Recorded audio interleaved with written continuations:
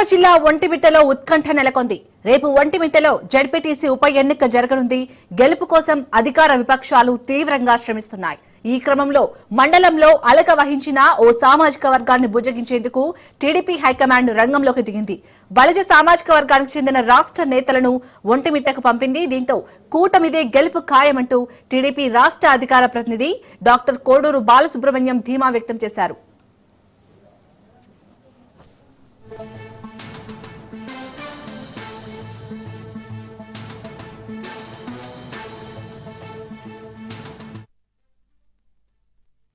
వచ్చేస్తుంది అర్థం కదా, నీకు సంబంధం లేదు కాబట్టి దాన్ని డివైడ్ చేసి అర్జీ రాసి పెట్టుకున్నావు, మార్చేసినంటే వచ్చేస్తుంది.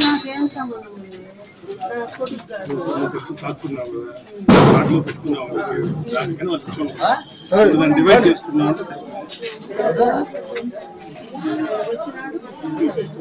ఇప్పుడు మన ప్రభుత్వం వచ్చిందా ఎంతసేపు మార్చుకుంటాము?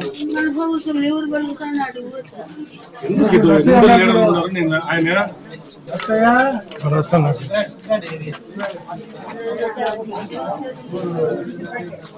మంత్రి గారు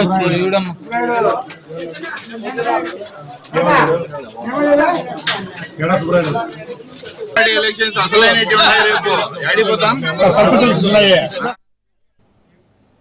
ఇక రేపు ఒంటిమిట్టలో ఉదయం 7 గంటల నుంచి 5 గంటల వరకు పోలింగ్ జరగనుంది.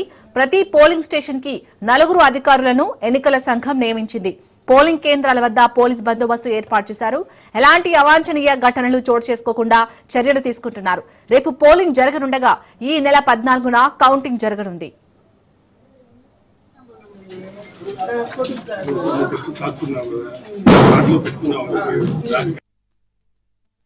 తొలి అడుగులోనే ఇన్ని కార్యక్రమాలు చాలా సంతోషంగా ఉన్నాము. నేను పిల్లల్ని చదివించుకోగలుగుతున్నాను. మా ఆర్థిక పరిస్థితి రోజు రోజుకు మెరుగుపడుతుంది.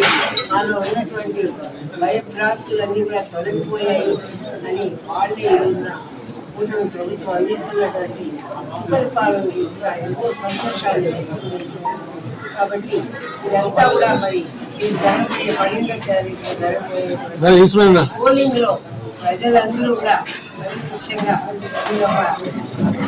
ఎంతసేపు అయినా కూడా అబద్ధాలతో మైండ్ గేమ్ ఆడేదే జగన్మోహన్ రెడ్డి అంటూ పరిపాలన నిదర్శనంగా ఈ రోజు కూడా ఇంకా వాళ్ళ ప్రభుత్వ సమాచారాన్ని ఇస్తూ మరి బలిజలు తెలుగుదేశం వైపు లేరు అన్నట్టుగా కూడా వాళ్ళు దుష్ప్రచారం చేస్తున్నారు. ఆ దుష్ప్రచారాన్ని తిప్పికొట్టడానికి మేము కూడా రాష్ట్ర వ్యాప్తంగా ఉన్నటువంటి